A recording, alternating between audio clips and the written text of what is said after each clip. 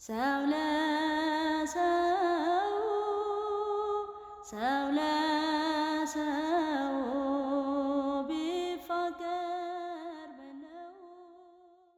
ሰላም ጤና ይስጥልን። የተከበራችሁ የተወደዳችሁ የኛው ለኛው ባልነው በሚዲያ መስኮት የምናገኛችሁ ወቅቱን የጠበቀ መልእክት ማስተላለፍ እንዲሆን ልምዳችን እንሻለንና በአራት ከፍሎ ሰው የሚወዳቸው የሚጠላቸውን በአንድ ወቅት አንድ መምህር በቅደም ተከተል ትኩረትን በመስጠት ዘርዝሮ መክሮናል። በአግባብ እያስኬድ ነው እንድንድን ከጥፋት በአራት መድቦ ስልጣን፣ ገንዘብ፣ ዝና፣ ክብርን ሰው መውደዱ፣ ስድብ፣ ማጣት፣ መናቅ፣ መገፋት፣ መጥላቱ ምክንያት ለመውረዱ ሰው እንዳይሆንበት በጥበብ በብልሃት የክቡር ፍጡር በበጎ ህሊና አምላኩን አርአያው መሪው አርጎ እያየ ከከፍታው ባይወርድ ይጠቀማልና በመውደድ በመጥላት ያለውን ፈተና በእምነት እንዲያሸንፍ የአባቶቹን ሕይወት በማድረግ አብነት በአግባቡ ይመልከት የተጻፈለትን በርካታ ድርሳናት ስልጣንን ለማጽናት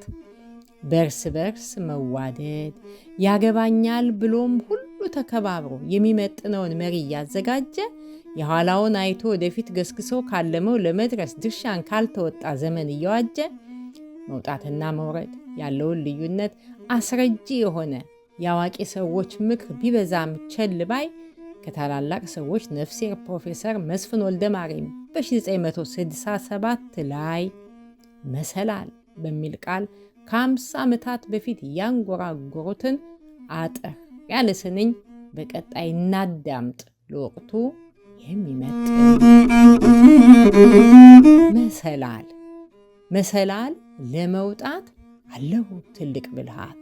የላዩን ጨብጦ የታቹን ረግጦ ወደ ላይ መመልከት፣ እጆችን ዘርግቶ በኃይል መንጠራራት፣ ጨብጦ መጎተት የላዩን ላዩ ታች እንዲሆን አንድ ባንድ እየረገጡ መሰላል የወጡ ብልሆች የማይጣደፉ ሞልተዋል በያፋፉ።